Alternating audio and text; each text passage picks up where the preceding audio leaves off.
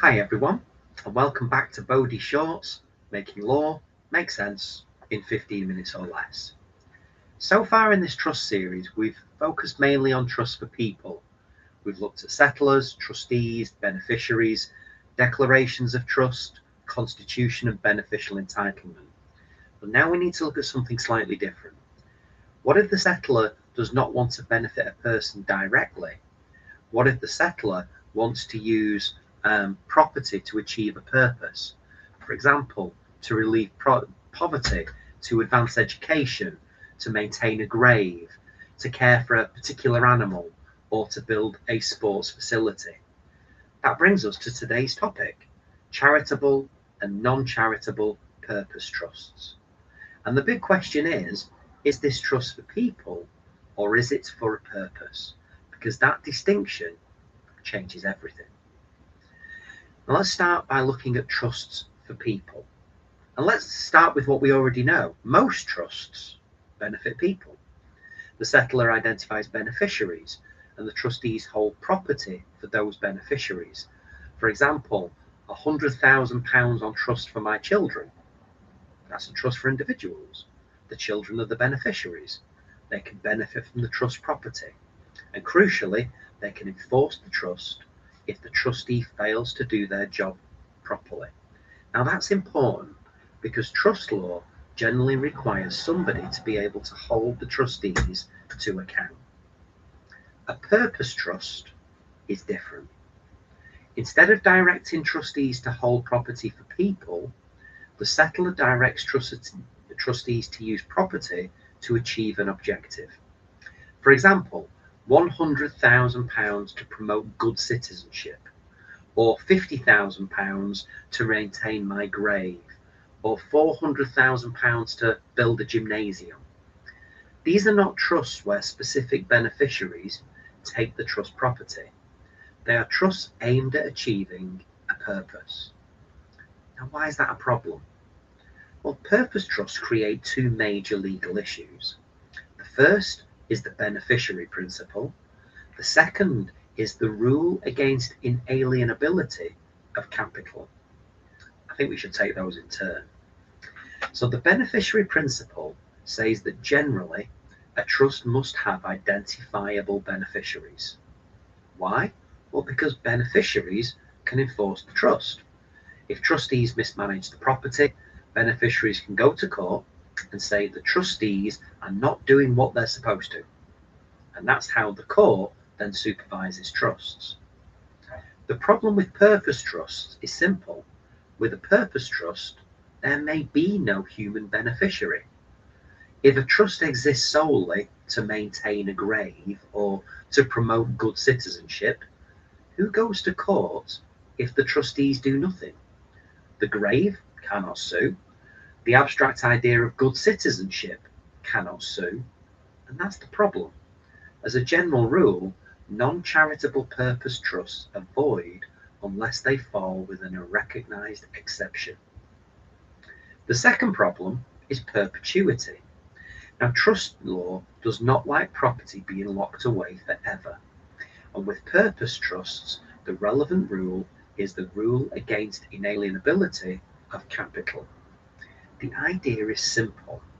Property should not be tied up in a trust for too long. And for most non-charitable purpose trusts, the trust must not lock away the capital for more than 21 years. And why does this matter? Well, imagine a trust that says, use the income from £40,000 to maintain the changing rooms at a tennis club forever. Well, the trustees must keep the capital invested so that the income can be generated. And that means the capital is locked away indefinitely. Unless the trust is charitable, that creates a perpetuity problem. Now compare that with use £40,000 to build changing rooms. That's different. The trustees can spend all of the capital immediately. The trust does not need to continue forever, so it does not offend the rule in the same way. Now, the key starting point here, whenever you see a purpose trust, is to ask two questions. Firstly, who can enforce it, and secondly, how long will the property be tied up? Those two questions unlock this whole area. Now let's look at the most important exception, charitable trusts. Now charitable trusts are special. They are exempt from the beneficiary principle. They are also exempt from the rule against inalienability of capital. That means they can operate even though no individual beneficiary owns the trust property. So why are charitable trusts allowed? Well, because charitable trusts benefit the public. They are regulated and enforced through public mechanisms rather than ordinary private beneficiaries. So instead of asking which individual beneficiary enforces this, the law recognizes that charitable purposes can be supervised in a very different way. So what makes a trust charitable? Well, for SQE purposes, there are three requirements. A charitable trust must be for a charitable purpose, for the public benefit, and exclusively charitable. Now let's work through each of those. Charitable purpose. So the trusts must fall within one of the recognised charitable purposes. And the SQE syllabus highlights three major examples: prevention of relief of poverty, advancement of education, advancement of religion. There are others, but those three are a very useful starting point. So relief of poverty does not mean absolute destitution. It is broader than that. It includes people who lack the resources to meet ordinary needs. So trust to help people experiencing financial hardship can therefore be charitable. Advancement of education can include scholarships, schools, museums, libraries, educational research, teaching facilities. But research must be useful, and normally its results should be made available sort of for the public good. Advancement of religion.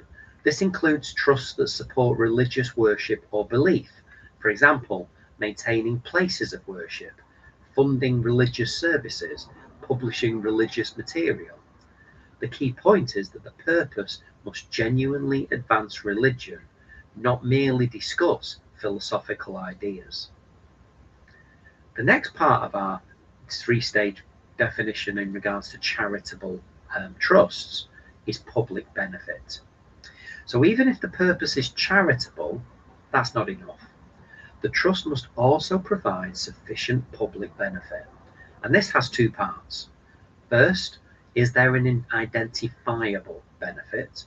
Second, is that benefit available to the public or a sufficient section of the public? Now, the trust must actually do something beneficial. So a trust for education, poverty relief, or religion will usually satisfy this, provided the benefit is real and not outweighed by any harm. A school for pickpockets might technically involve education, but it clearly would not be charitable. The benefit must reach either the public generally or a sufficient section of the public.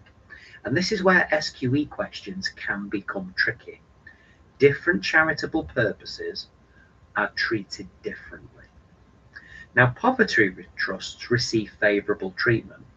So a trust to relieve poverty among a class such as my relatives can still be charitable. And that's generous because poverty relief is seen as particularly important. But a trust for named individuals would not be considered to be charitable. Education trusts are more demanding. A trust to educate the children of a particular company's employees may fail because the class is linked by employment. And this is often described as the personal nexus problem. The group is not sufficiently public. Religious trusts generally satisfy public benefit if worship is open to the public or if members of the religious community interact with wider society. A completely closed religious community may have more difficulty satisfying public benefit than one who have their doors open to everybody. The third requirement is that the trust must be exclusively charitable. If the trust mixes charitable and non-charitable purposes, the trust may fail. Political purposes are a major danger. A trust that exists mainly to campaign for a change in the law or government policy will not usually be charitable. That does not mean charities can never engage in political activity. They can, if it is ancillary to their charitable purpose. But political campaigning cannot be the main purpose. Profits raise another point. If a charitable institution charges fees, any profit must be used for the charitable purpose. It cannot simply be distributed to private individuals. Now let's move to non-charitable purpose trusts. These are much more limited, and as a general rule, they fail. But there are two important exceptions. Firstly, read-only trusts, and secondly, trusts of imperfect obligation. Now, a read-only trust is a purpose trust where the purpose benefits an ascertainable group of people. The trust is still framed as a purpose, but there are people who can enforce it, and that helps to overcome the beneficiary principle. Probably easier with an example. So a trust to maintain a sports ground for employees of a named company, that is a purpose. But the employees receive a tangible benefit and can therefore enforce the trust. So the trust can be valid. So what is required? Well, for a valid read-only trust, there has to be a purpose which is clear, a benefit which is tangible, and the people who benefit must be ascertainable. And the trust must comply with the 21-year rule unless capital can be spent outright. That brings us to trusts of imperfect obligation. The second exception is stranger. These include trusts for the care of specific animals, or the maintenance of graves, or maintenance of tombs or monuments. They are valid, but are not truly enforceable in the normal way. So firstly, let's start with the simple thing. Why are they called imperfect? Well, because there is no beneficiary who can enforce the trust. If trustees choose to carry out the purpose that is permitted, if they do not, there may be no ordinary beneficiary who can force performance. But they are tolerated as historical exceptions, and the courts are reluctant to extend them further. So these tend to be existing trusts rather than newly constituted trusts that would fall into this category. And it is probably hoped in the fullness of time that this will disappear as a category as those trusts finally come to an end. One thing to note here is that the 21-year rule still matters. Even these non-charitable exceptions must comply with the rule against inalienability of capital. So the trust should be limited to 21 years or allow the capital to be spent in full. So let's bring it all together. Purpose trusts are all about classification. First of all, ask, is this really a trust for people, or is it a trust for a purpose? If it's a trust for people, ordinary trust rules will apply. If it is for a purpose, ask, is it charitable? If yes, apply the charitable trust requirements. If no, ask whether it falls within a valid non-charitable exception. So what's Bowdie's bottom line here? Well, every purpose trust problem starts with one question. Who, if anyone, can enforce this trust? If the trust benefits identifiable individuals, it may be an ordinary trust. If the trust is charitable, it can avoid the beneficiary principle because charitable trusts are treated differently. If the trust is non-charitable, it will usually fail unless it falls into one of the recognized exceptions. And remember the key structure: trust for individuals, charitable purpose, read-only trust, trust of imperfect obligation. Everything else is detail. And do not forget the second question. Is the trust property being tied up for too long? If you can answer those two questions, you're well on your way to solving SQE purpose trust problems. Thank you for watching this video in our Bowdie short series. Please look out for other videos within our trust playlist available now on YouTube.